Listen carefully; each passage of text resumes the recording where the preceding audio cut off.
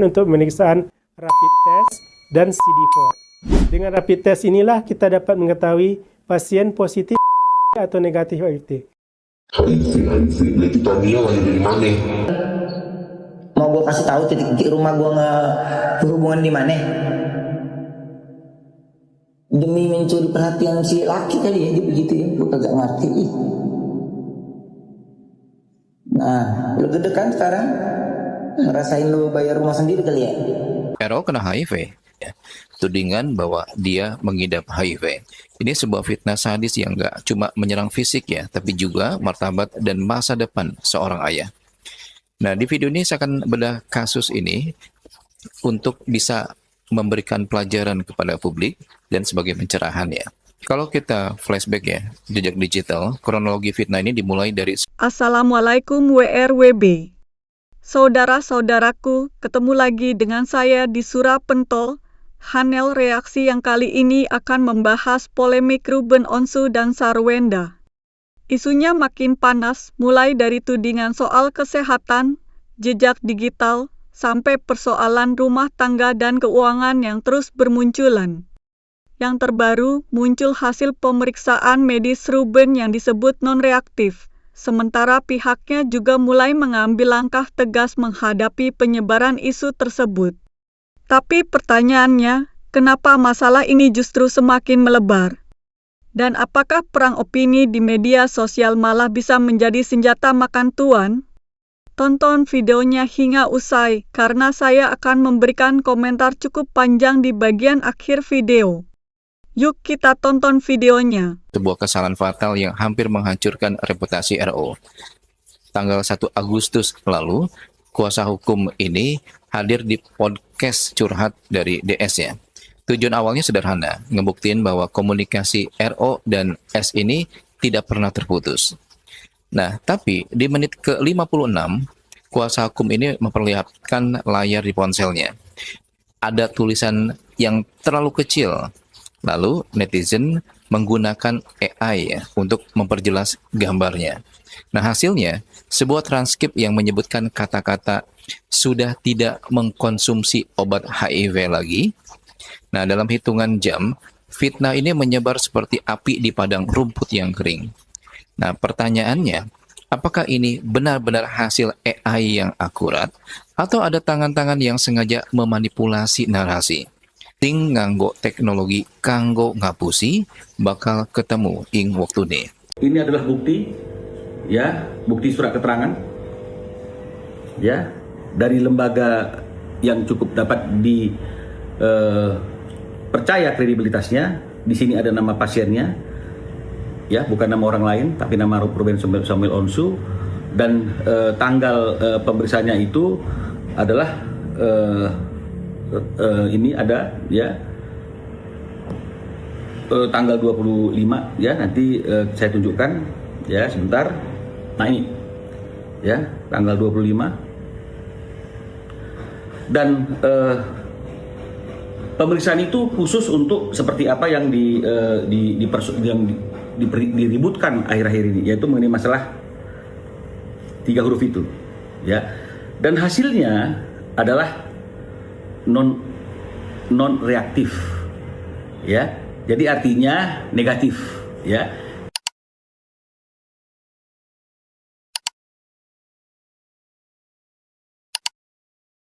Gue baru sadar ternyata di Indonesia tuh banyak banget dokter dadakan.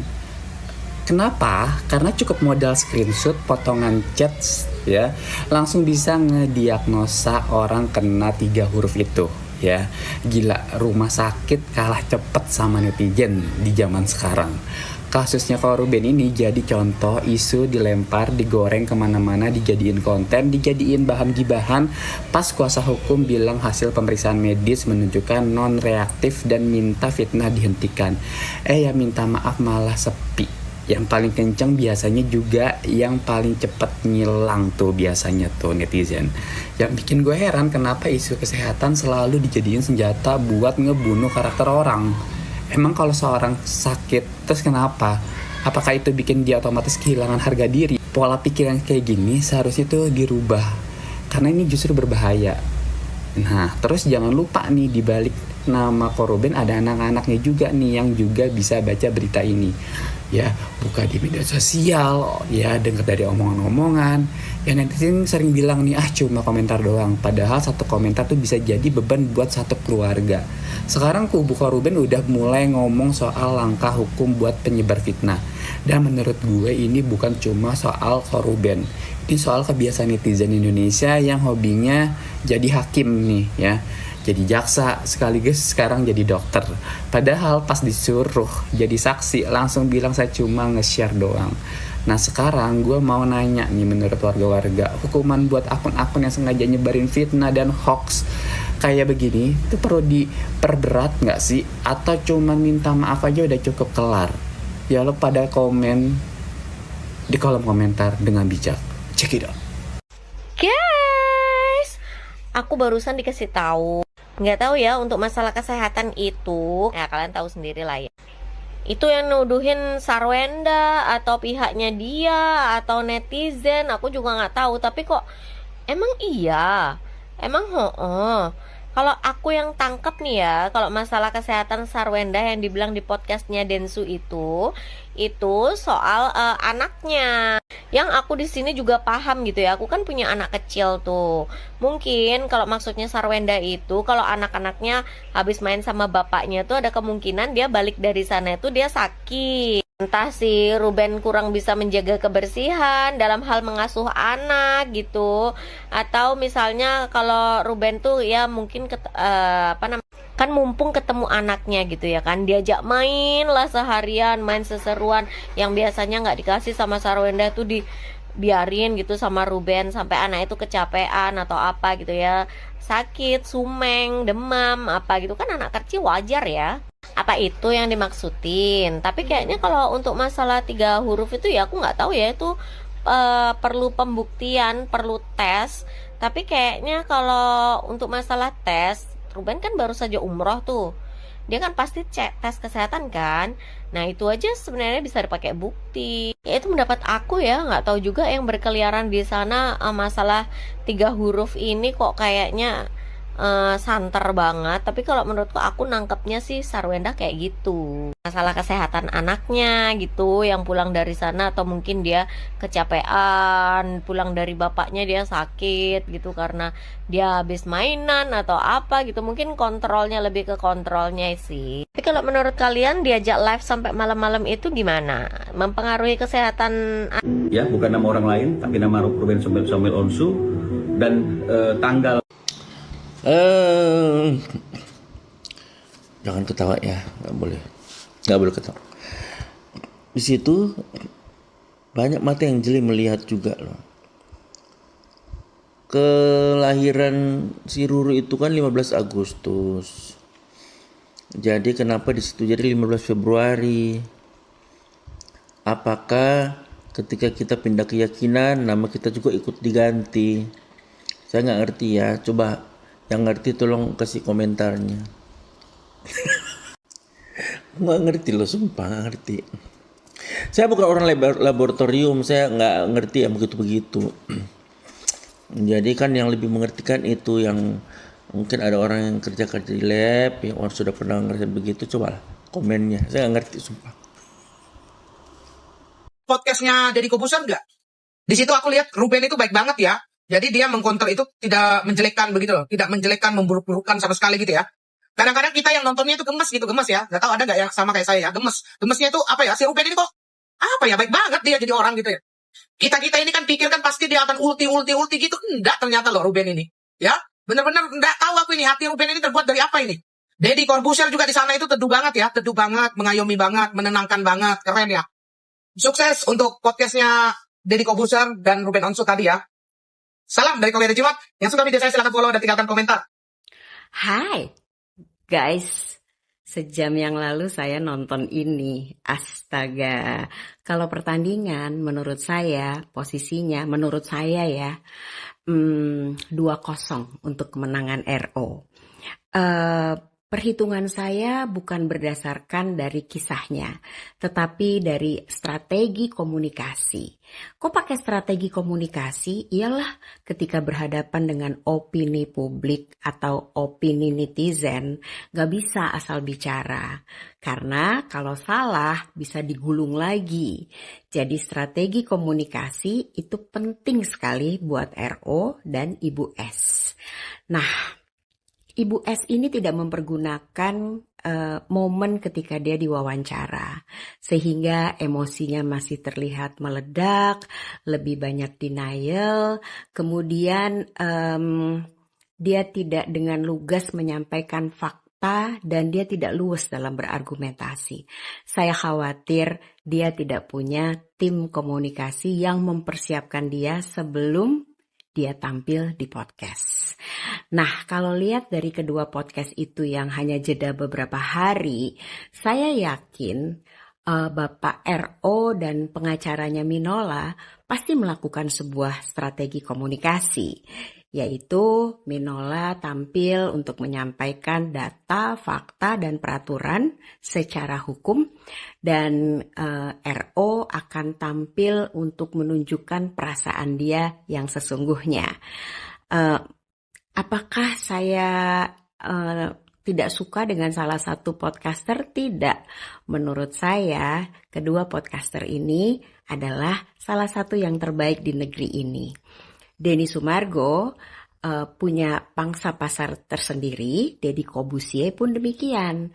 Nah, masing-masing punya POV yang berbeda. Nah, sebagai tamu yang diundang harus mempersiapkan diri dengan sebaik-baiknya.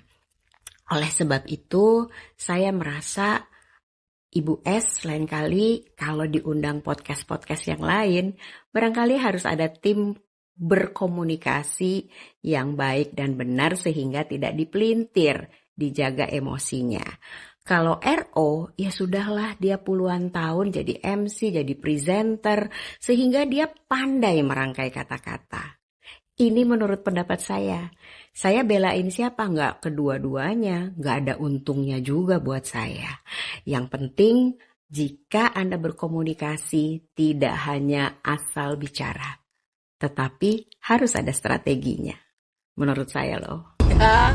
Kalau emang permintaannya dari Abang Ruben itu cuma perincian biaya anak, sama kayak waktu bertemu anak gitu kan. Apalagi kalau dari podcastnya pengacaranya Bang Ruben kan dibilang tuh kartu kredit aja 50% dibayarin gitu kan. Aduh, kalau gue mah ya anak bukan cuma 3 hari 4 hari ya, gue kasih ke sana ya kan. Terus perincian gue kasih semua, gue bikinnya yang rapi dalam PPT kalau perlu ya. Udah gitu kalau kartu kredit 50%-nya dibayar, gue kasih perinciannya ya. Beneran serius ya kan. Semua gue kasih demi anak, semua gue kasih ya. Itu semua ditanggung, buset, sampai 200 jetong kan. Apalagi kartu kredit kalau misalnya tagihannya katanya 60 juta, 30 jutanya dibayarin gitu kan sama Abang Ruben. Aduh, kata gue mah udah deh ya, yang penting lu bisa hidup dengan tenang, nyaman, indis ekonomi. Oh, malah ya, gue anterin tuh ya. Ini sebagai single mother yang udah 20 tahunan ya. Kalau mantan laki gue begitu ya ngebiayain semua anak gue, keperluan anak, gue anterin tuh anak-anak semua ke tempat dia ya. Gue anterin, nanti waktunya jemput gue jemput ya. Gak perlu lu yang repot-repot ya, cari-cari waktu gak perlu, beneran. Oke, kita bahas videonya Ruben Onsu dan Sarwenda yang gegeran di pas waktu si Ruben Onsu boker alias BO ini ya, dengan status dari SW 4 Maret 2024 jam setengah 10 kurang 10 menit. Video ini berawal saat masa sewa rumah di Pondok Indah akan berakhir karena kondisi keuangan saat itu saya mengusulkan agar kami kembali ke rumah lama. Tetapi saat itu saya diberitahu bahwa sudah disewakan apartemen hotel selama 1 bulan dengan biaya sekitar 120 juta. Kan begitu. Menurut saya dana tersebut seharusnya bisa diprioritaskan untuk kebutuhan anak-anak atau rumah. Mungkin Ruben Onsu sangat tahu apa itu kualitas kalian itu ingin tempatnya yang seperti apa, kan begitu ya. Mungkin ya. Saya juga hanya meminta jadwal pindah diundur dari tanggal 8 ke 12, Mbak. Ini kan hotel nginepmu itu ya.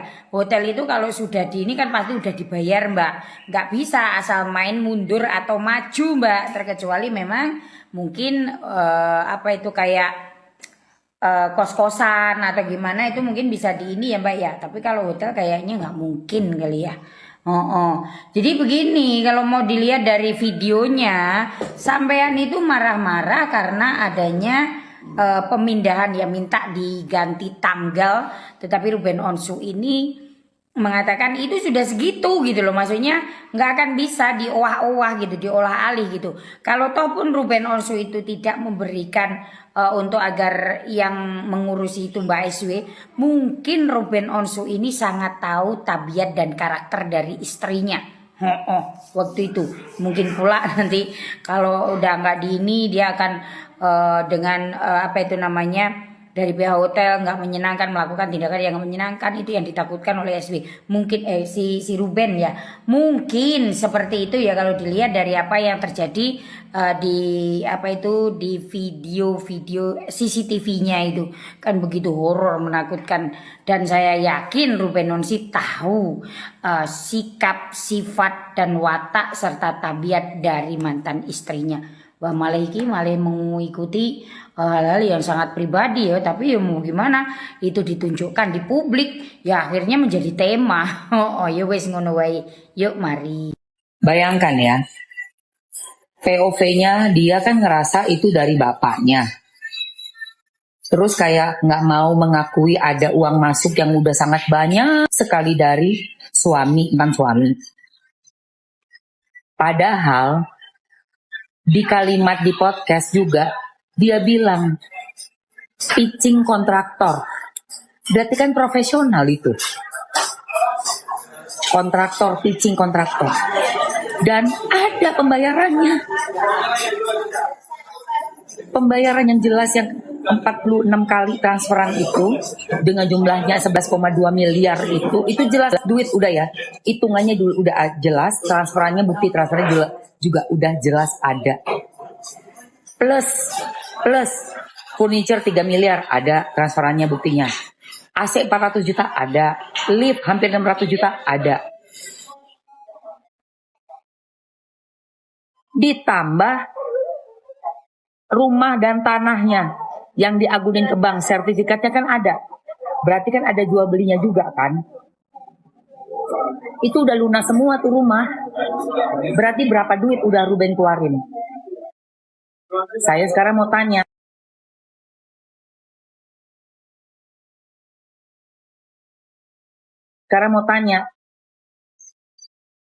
Apa benar uangnya SW 20 miliar? Emang SW kerja apa selama ini? Kepala rumah tangga, donatur dan provider yang utama dalam rumah tangga itu aja, Ruben, mesti ngambil kredit dulu ke bank, minjem dulu ke bank untuk dapetin 10,5 M. Kok bisa SW punya 20 M mendadak? Dari mana uangnya? Jangan sampai kita jadi mikir cuci-cuci. Jangan sampai, ya. Jangan sampai apa cuci-cuci. Mendingan kalau memang nggak ada, bilang nggak ada, karena lu bisa disikat nanti sama orang pajak. Gue kasih tahu nih, karena lu udah ngelantur, lu ngomong lu bilang perusahaan bokap lu kontraktor, terus lu bilang punya duit gede, nanti dicek perusahaan bapak lu. Maaf ya, ini gue ngingetin karena gue masih woman support woman, sedikit aja nih yang bisa gue ambil celah buat ngingetin lu. Lu ngomong 20 M, lu pikir gak bakalan diaudit itu nanti perusahaan bapak lu? Diaudit sayang, ya. Jadi kalau memang tidak ada, katakan tidak ada. Karena uang 20 M itu bukan uang kecil, itu 20 miliar. Bukan 20 juta. Silakan diaudit nggak apa-apa. Iya nggak apa-apa memang. Cuma kan kalau nggak ketemu nanti jadi repot dong. Kalau nggak ketemu angkanya ntar repot. Ditanya kontraktor dari mana, sejak kapan aja bayar pajak nggak? Ya, ngerti nggak maksud Mamski? Ya. Bu, kalau nggak mau diurusin jangan bikin masalah di sosmed. Jangan bikin kasus. Jangan live jualan. Ya. Terus bilang cong jing jangan. Kalau lu nggak mau diurusin sama netizen, lu jaga sopan santun di sosial media ya. Ya, jangan seenak jidat lu. Ngerti nggak lu? Udah bikin masalah lu nggak mau di iniin orang lu. Kayak lu yang punya sosmed, ngatur lagi lu. Jangan sombong, jangan biasain sombong. Nggak suka gua, ya. Sombong dipiara. Nunduk dikit. Sopan. Paham nggak? Kalau nggak mau diurusin jangan bertingkah. Beda sama janda. Nah, begini aku kasih tahu, janda ini janda spesial gitu, janda gadis gitu. Jadi asal kamu tahu aja gitu. Siapa yang nggak mau sama Mamio gitu? Dibilang gadis. Lalu kemarin pakai apa? Pakai selang. Kita dandanin dia, kita dandanin biar dia cakep ya, biar dia ada kelasnya gitu. Robor kita nempel juga perhiasan di tangan. Kita dandanin dia yang bagus, biar cakep gitu. Dia biar ini. Udah cakep nginjek. Halo Ruben, emang itu kamu teh nemu di mana? Sampai yang kamu itu dangdanin, dimandiin, kamu teh Ruben Onsu apa teh Nopi? Iya, atuh dah cenah didandanin sendiri udah cantik malah lupa diri. Atuh kirain teh kamu itu ngambil dari mana, dipungut di jalan, dimandiin. Ya Allah, ya mudah-mudahan mah ya sing damai gitu ya. Mudah-mudahan itu cenah kamu bener HIP. Nggak percaya itu Maya, makanya digoreng-goreng merenan buah hapa itu teh saya juga nggak percaya. Masa itu anak kamu sehat geningan tidak apa-apa, kamu juga ini alhamdulillah sehat walafiat. Udahlah mendingan mas sekarang berdamai aja. Iya ya, dah yang itunya gimana atuh. Ya udah atuh kamu nyari lagi ya. Ngedandanin siapa lagi atuh nanti kamu ini pungutin. Ngebantuan teh Nopi punguan mah. Ya Allah, Cirine 11 tahun menderita, Cirine Sarwindah ya. Urip rumah tangga 11 tahun menderita. Padahal 11 tahun perubahan wakil lho nang dek tambah hayu, tambah glowing, ya toh, tambah iso operasi tipis-tipis, yo kan operasi tipis-tipis ben mundak cakep, yo. Lah Ruben deloken ombrak-ambruk mlebu rumah sakit baby blues. Sarwindah blues lho sampean ya. Pucet, darah rendah, anemia, arep meninggal bolak-balik Ruben. Wajah Ruben pas dadi apa ki jenenge? Pas dadi bojone Sarwindah winginane jan kaya arepe meninggal sesuk ki. Yo diincer karo malaikat maut ora barbar. Mbok saiki lho wis pisah Ruben rodok ketok seger, rodok sehat, cahyane rodok enek ping-pinge ngono ya. Wingi iki jan teh ngalah-ngalahne wong sing penyakit mematikan. Ruben nih, ya pas dadi bojone Sarwindah. Wis lah, nek drama ki mbok ora usah nemen-nemen menderita 11 tahun. Kowe 11 tahun iso tuku tas-tas enak, tas-tas apik-apik, mangan enak, turu ning hotel. Kuwi ya mergo kerjane Ruben, ya.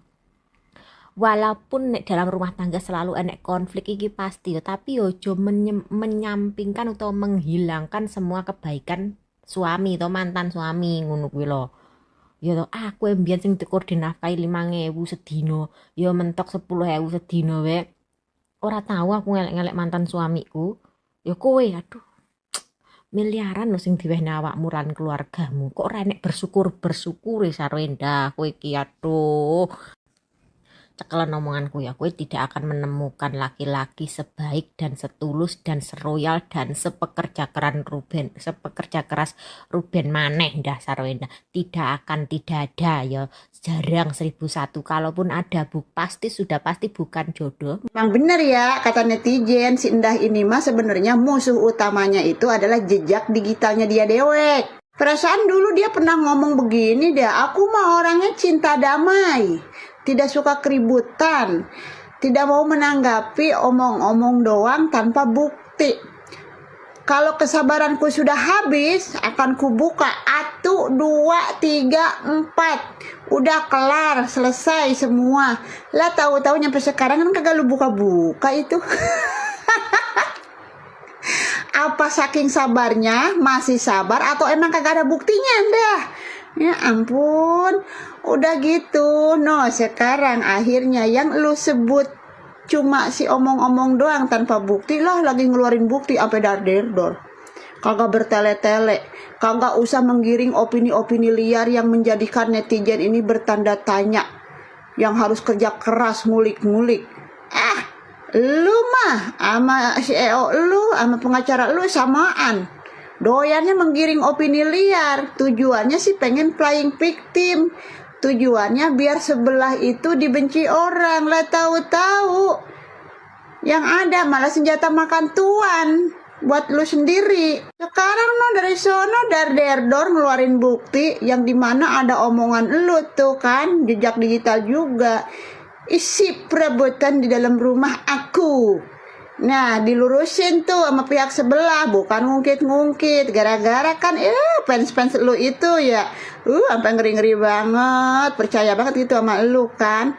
Kalau lu semuanya tuh yang andil dalam harta gonogin tersebut. Kalau si Ono mah kagak ada andilnya begitu. Ini bongkar. Nyampe harga AC aja 400 juta. Gua kagak ngebayangin itu sedingin apa rumah lu, sedingin salju kali ya, udah kayak lagu Epi Tamala. Wajar sih, rumah lu kan segede gaban, pantas 400 juta. Ampun, rumah gua aja yang timbang rumah versi subsidi, AC 1 biji aja sampai dinginnya udah tetorok-tokan. Udah gitu, furnitur harga sampai 3 miliaran. Roman-romannya tiap sudut sampai pada mentereng itu furnitur, ya kan? Belum lagi lip lah, kita mau warga biasa-biasa kayak gini mah kalau misalkan mau naik ini itu tuh di rumah ya pakai tangga bambu. Lah dia mah pakai lip warga nyampe 504 juta. Ya kan? Tuh, yang bayar siapa? Ono, si mantan. Ya kan? Aduh, ampun, Wendah. Bilangin apa sama tim kuasa hukum lu gitu, kagak usah menggiring opini-opini liar kayak kemarin soal DC. Ya kan? Giliran udah dikulik lu sama netizen, lu pada jadi marong-merong. Disangkanya netizen si Ono beginilah begitulah, padahal lu pada yang memancing opini liar. Udah SW nangis di podcast milik dari DS ini. Dia mengaku salah, membantah tudingan, dan menuding mantan suaminya itu selingkuh. Dalam psikologi kognitif, primacy effect adalah fenomena di mana informasi pertama yang kita terima itu punya pengaruh lebih besar daripada informasi berikutnya. Nah, DS ini ngasih SW panggung lebih dulu ya, tanpa kehadiran RO untuk memberikan bantahan langsung. Publik yang menonton podcast ini sudah terprogram ya oleh narasi SW sebelum mendengar versi RO. Ini bukan netralitas ya, ini adalah keunggulan psikologis yang diberikan kepada satu pihak. Nah, pertanyaan saya, jika DS ini benar-benar netral, kenapa nggak ngundang keduanya sekaligus? Walaupun katanya SW yang nelpon duluan ya, minta diberi ruang untuk bisa berbicara di podcastnya. Nah, tapi akibatnya ini terjadi framing effect, di mana informasi yang disajikan itu untuk mempengaruhi persepsi. DS ngebingkai kehadiran SW ini sebagai ruang untuk bicara. Tapi framing ini secara halus menempatkan SW sebagai pihak yang membutuhkan ruang, yaitu pihak yang tertindas atau dipersulit. Nah, ini adalah senjata halus yang bekerja di... Tunjukkan hasil Tunjukkan hasil laboratorium bebas HIV. Pengacara Ruben Onsu tegaskan langkahnya bukan karena panik, efek Densu. Langkah hukum kuasa hukum dari Ruben Onsu Minola menjadi sorotan tajam publik usai memamerkan dokumen resmi hasil tes laboratorium yang menyatakan kliennya negatif dari virus HIV. Langkah tegas ini diambil demi meluruskan simpang siur isu kesehatan sang presenter papan atas yang mendadak liar di jagat maya. Menyusul kemunculan sang pengacara di kanal YouTube Denny Sumargo. Polemik ini bermula ketika potongan percakapan yang diduga berasal dari pihak Sarwenda terekspos dan juga tayang di podcast tersebut.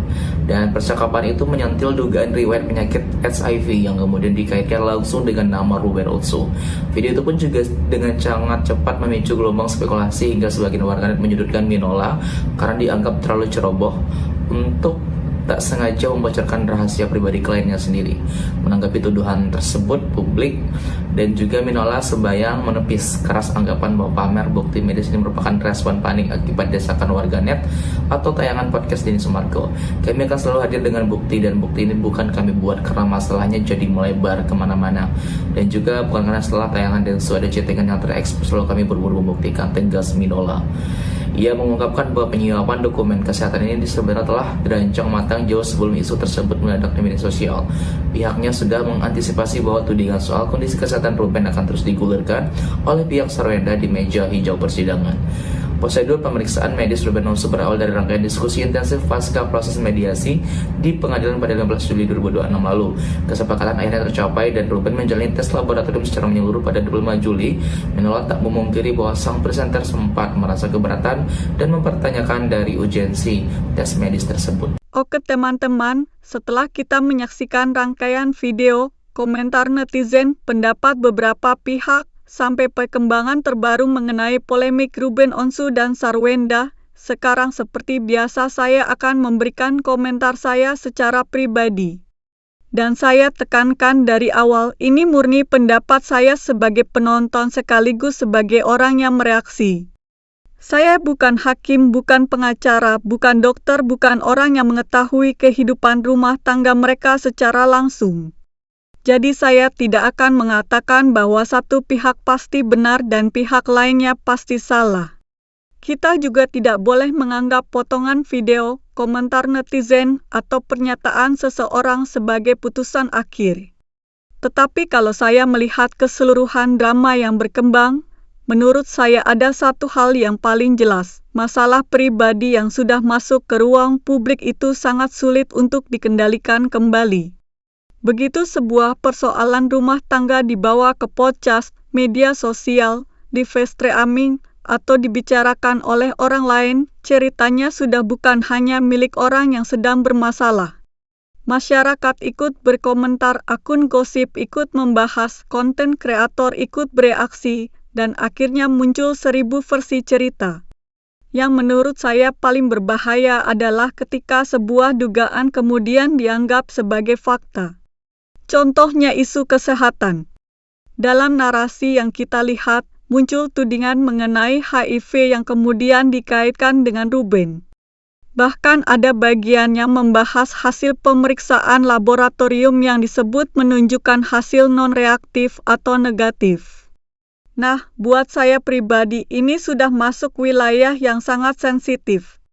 Kesehatan seseorang menurut saya bukan bahan candaan. Mau dia artis, pejabat, pengusaha, YouTuber, ataupun orang biasa, kalau memang tidak ada bukti yang sah dan jelas, jangan gampang sekali kita memberikan diagnosis hanya berdasarkan screenshot, potongan percakapan, atau interpretasi dari orang lain. Saya malah heran melihat kebiasaan netizen sekarang. Kadang-kadang baru melihat satu potongan informasi, langsung mengambil kesimpulan. Baru membaca satu komentar langsung ikut menyebarkan. Baru melihat satu video, langsung merasa paling tahu seluruh cerita.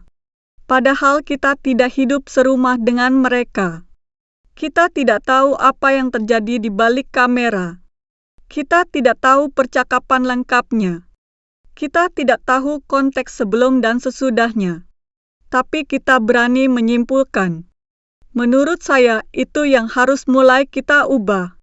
Dan kalau memang seseorang merasa difitnah, saya justru lebih setuju persoalan seperti ini dibawa melalui jalur yang jelas. Kalau ada bukti, silakan tunjukkan melalui proses yang tepat. Kalau ada dugaan pelanggaran hukum, silakan ditempuh melalui jalur hukum. Bukan perang komentar. Bukan perang fans. Bukan saling sindir melalui media sosial. Karena perang komentar tidak akan pernah selesai. Hari ini kubu A menang komentar, besok kubu B membalas. Hari ini satu video viral, besok muncul video bantahan. Besoknya muncul lagi video reaksi terhadap bantahan. Kemudian ada reaksi terhadap reaksi. Akhirnya masalah utamanya malah tenggelam.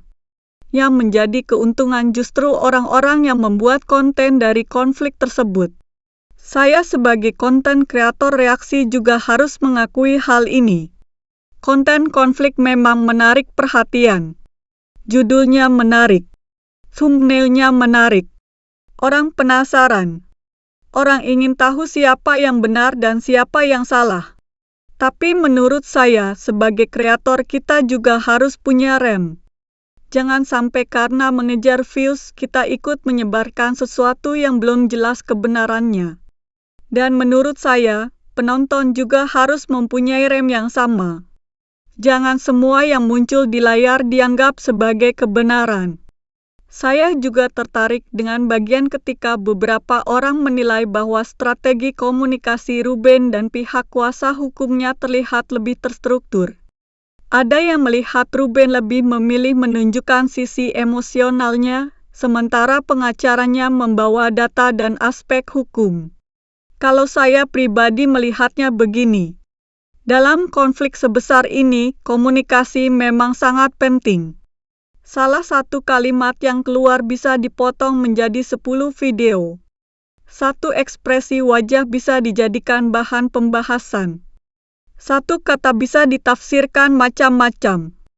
Jadi kalau seseorang tampil di podcast, menurut saya dia harus benar-benar siap. Bukan berarti harus pura-pura. Bukan berarti harus berakting. Tetapi harus tahu apa yang ingin disampaikan. Karena begitu masuk ruang publik, setiap ucapan bisa menjadi bagian dari jejak digital. Dan yang menarik, narasi ini sendiri bahkan menyinggung soal jejak digital yang akhirnya kembali digunakan untuk membandingkan pernyataan-pernyataan sebelumnya. Nah, ini pelajaran penting buat kita semua. Jejak digital itu panjang. Kadang kita merasa, itu kan sudah lama. Tetapi internet tidak mengenal kata lama. Sesuatu yang kita ucapkan bertahun-tahun lalu bisa muncul kembali ketika kita sedang menghadapi masalah hari ini. Makanya saya pribadi kalau melihat orang sedang berseteru di media sosial, saya tidak langsung percaya kepada pihak yang pertama kali berbicara. Kenapa? Karena pihak pertama otomatis punya kesempatan membangun narasi terlebih dahulu. Orang yang mendengar cerita pertama biasanya sudah memiliki persepsi sebelum mendengar cerita berikutnya. Dalam narasi yang kita tonton juga ada pembahasan mengenai primasi efek dan framing efek. Menurut saya ini menarik, karena dalam konflik publik bukan hanya fakta yang berperan. Cara fakta itu disampaikan juga bisa memengaruhi cara orang melihat sebuah masalah. Misalnya begini. Kalau seseorang datang lebih dulu dan mengatakan, saya yang disakiti, maka penonton secara psikologis bisa lebih mudah bersimpati. Kemudian beberapa hari kemudian pihak lain datang memberikan versinya.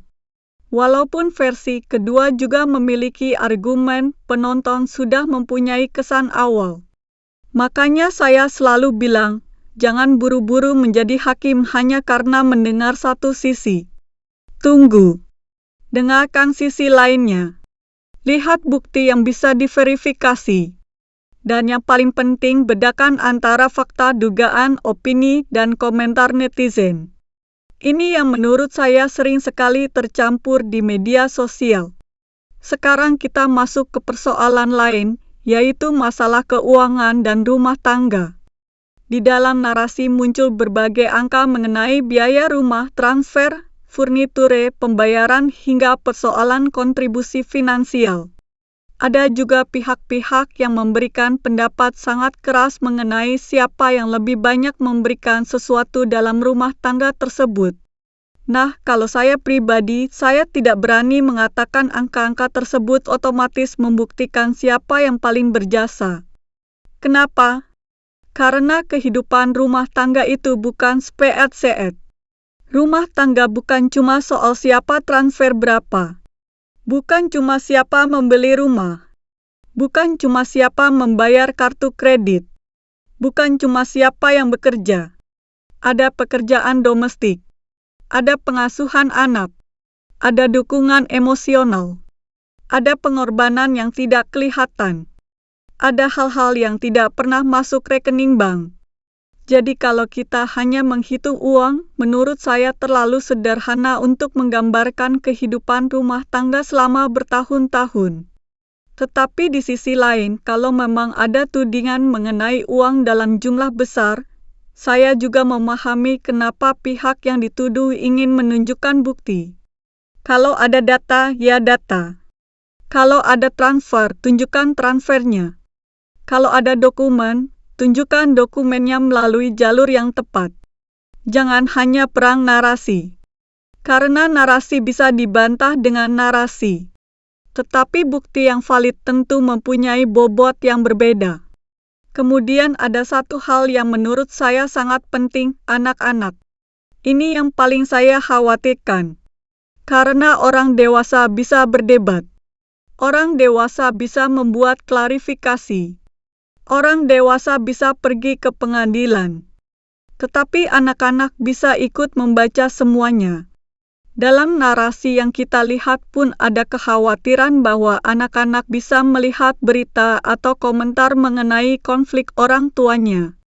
Bayangkan seorang anak membuka media sosial lalu melihat ayahnya dihina. Besok melihat ibunya dihina.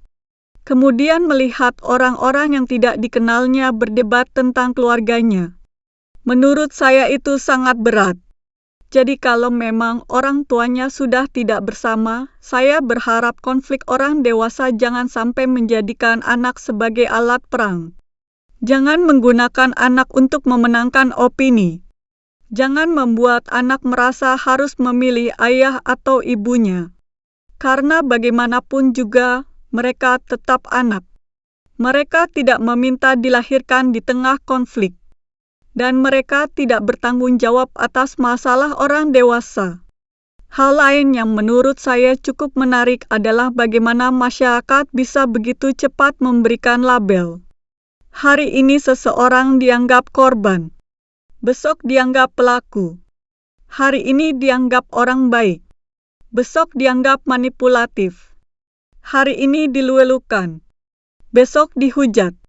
Semua hanya berdasarkan potongan informasi. Menurut saya kita harus berhenti sebentar. Tarik napas. Tonton secara utuh. Baru berkomentar. Jangan sampai kita menjadi bagian dari masalah hanya karena ingin menjadi orang pertama yang berkomentar. Dan saya juga ingin mengatakan kepada teman-teman yang menjadi fans berat salah satu pihak. Jangan kehilangan akal sehat hanya karena membela idola. Mendukung seseorang itu boleh. Tetapi mendukung bukan berarti membenarkan semua yang dilakukan.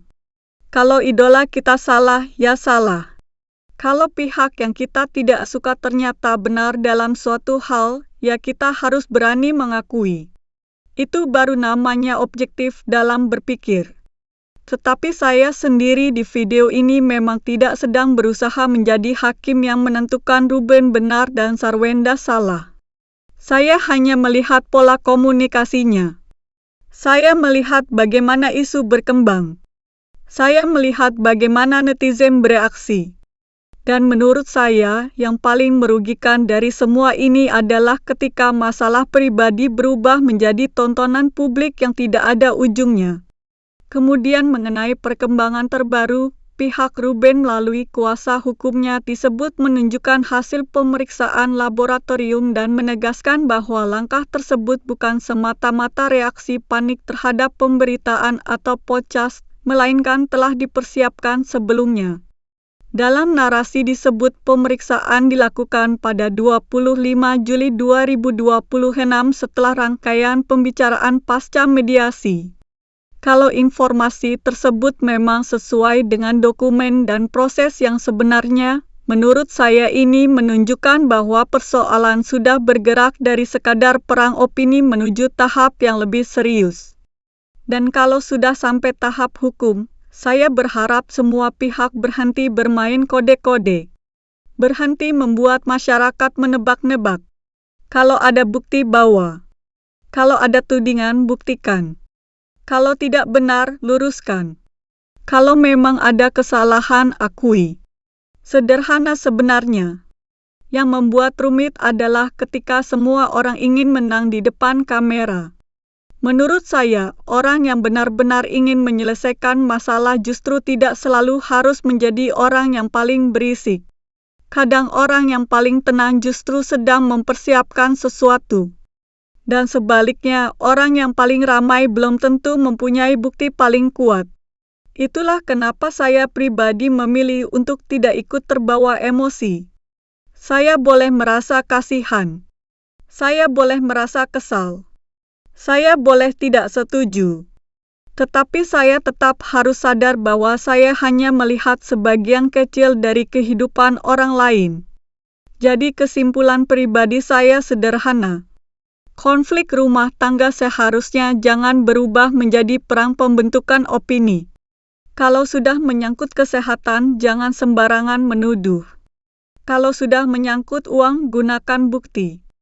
Kalau sudah menyangkut hukum, serahkan kepada proses hukum. Kalau menyangkut anak, tolong kedepankan kepentingan anak. Dan kalau menyangkut media sosial, semua pihak harus sadar bahwa satu kalimat bisa hidup jauh lebih lama daripada masalahnya sendiri. Saya juga berharap netizen belajar dari kasus seperti ini. Jangan menjadi dokter dadakan.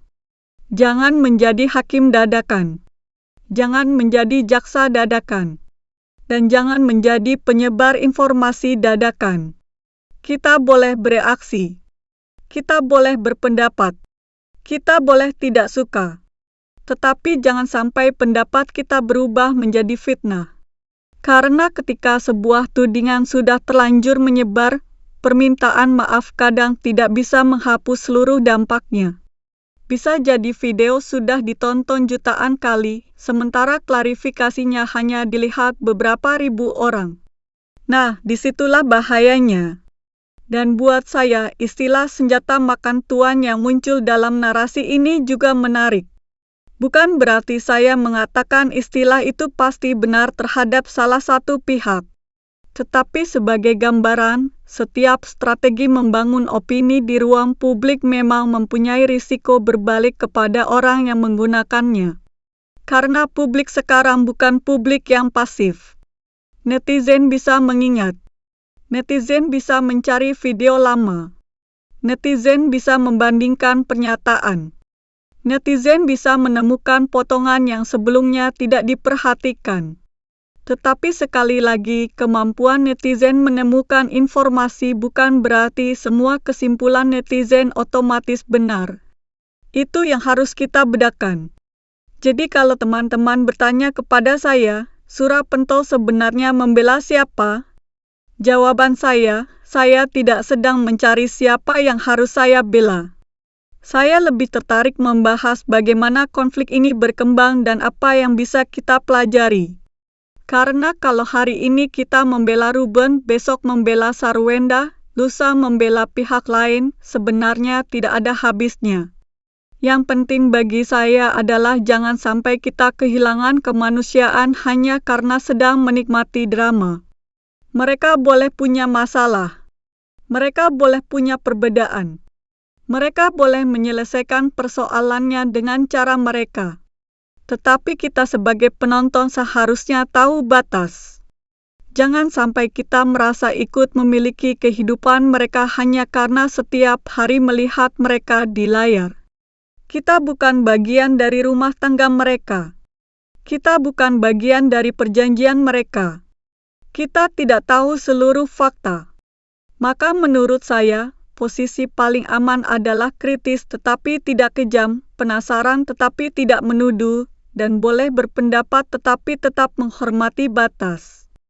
Itu komentar saya. Kalau teman-teman punya pendapat berbeda, silakan sampaikan di kolom komentar. Tapi sekali lagi, mari berkomentar dengan kepala dingin. Jangan menghina, jangan memfitnah, dan jangan menyerang keluarga atau anak-anak dari pihak manapun. Karena pada akhirnya ini adalah masalah orang dewasa. Dan kita sebagai penonton cukup mengambil pelajaran dari apa yang terjadi. Bahwa satu ucapan bisa menjadi masalah besar. Bahwa jejak digital bisa kembali kapan saja. Bahwa perang opini tidak selalu menghasilkan pemenang.